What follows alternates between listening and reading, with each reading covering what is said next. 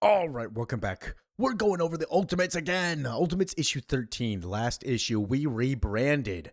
Ultimates 2.0, no longer. Ultimates 3.0 is where we're at, baby. Let's see what's going on with them because this is the start of year 2 of the Ultimates universe. Dear Dad, this is in the point of view of Iron Lad Tony Stark with the Immortus engine. Has it really been a year? Wasp comes up to him. Someone has drained their blood, Tony. You asked for a debrief on the Buenos Aires mission? Huh? Oh, hey, Janet. The Triskelion and I didn't hear the teleporter. I reduced my size and mass to save energy like you asked, remember? It feels much longer. Tony is not experiencing life normally with the Immortus engine.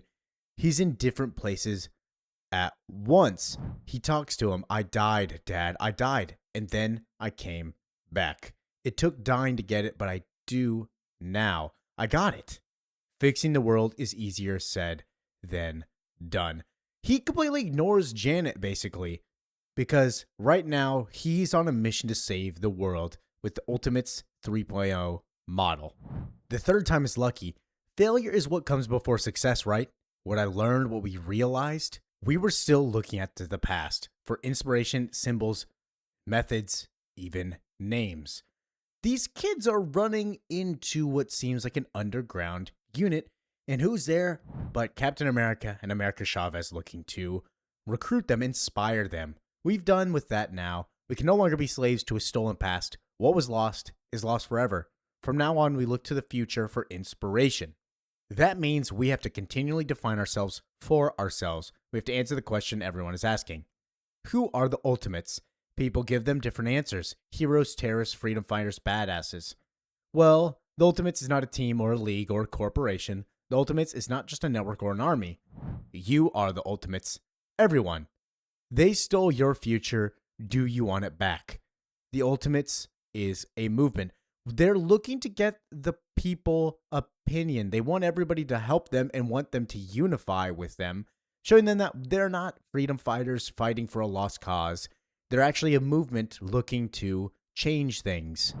And at Mount Johann, Red Skull Stronghold, I can hear you scoff across time and space. You so proudly and loudly post politics. My idealism was always childish to you, a phase you said I grow out of. Him, Captain America, and Hawkeye are stopping this little stronghold from the Red Skulls, obviously, getting rid of this little group. In your world, only irony could be sincere. And look where that got us. So basically, he's telling his dad, screw you, dude. You thought that you were above this, that it didn't really matter.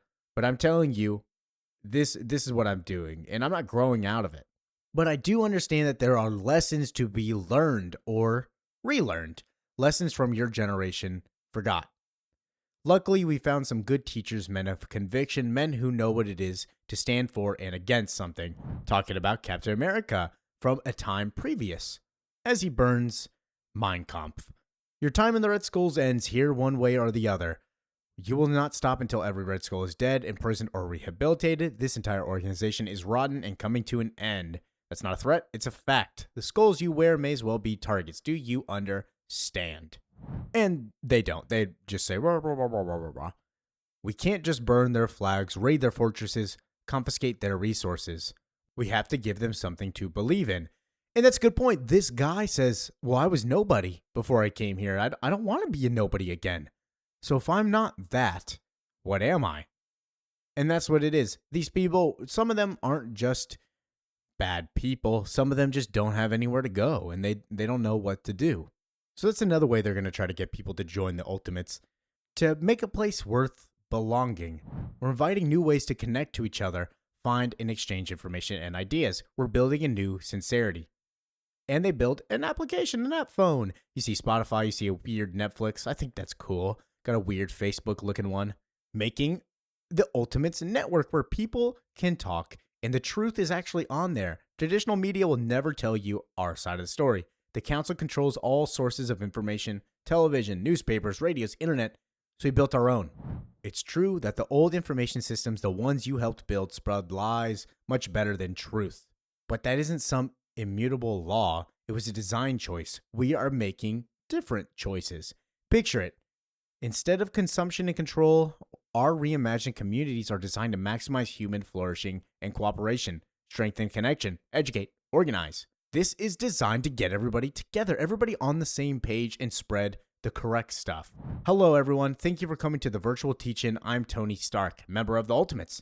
Your identities have been obscured for your protection. You're safe here. We're keeping it basic. Let's learn how to make a Molotov cocktail. That's insane. That's like the Google how to make a napalm bomb back in the day.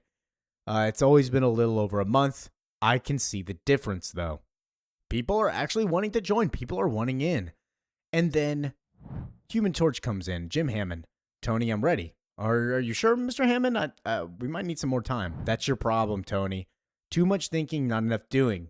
I'm asking you to sacrifice a lot. I know what you're asking. Maybe better than you, but I've been here before. This isn't complicated. It has to be done. And I'm the only one who can do it, so let's just do it. And the Wasp is listening. Of course, she's using this information to spy on them. We learned last issue that she is actually a traitor. And Tony's like, we need to do this now? You got to say your goodbyes to everybody. My goodbyes. I only have one friend left. And we said everything we needed to a long time ago. So Jim Hammond is ready. What's he ready for?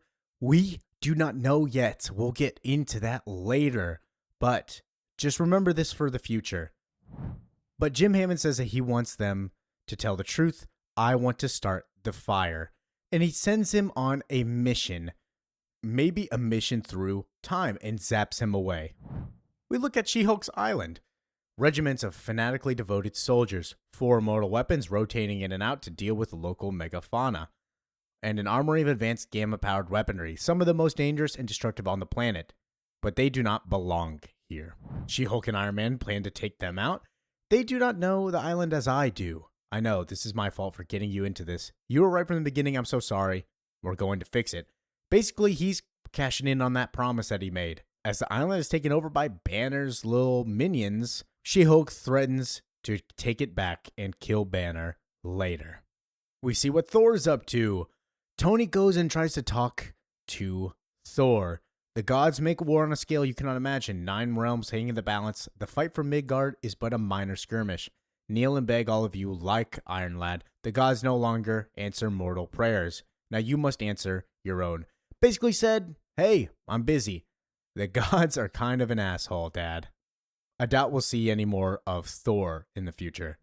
But the most important thing is that this could turn the tide. A man named Luke Cage has helped inspire prisoner uprisings all across North America. Many have declared themselves sovereign states. Much have been defending themselves as much as they can, as the facilities were already heavily militarized and North American forces are confused and fragmented since your removal from the council.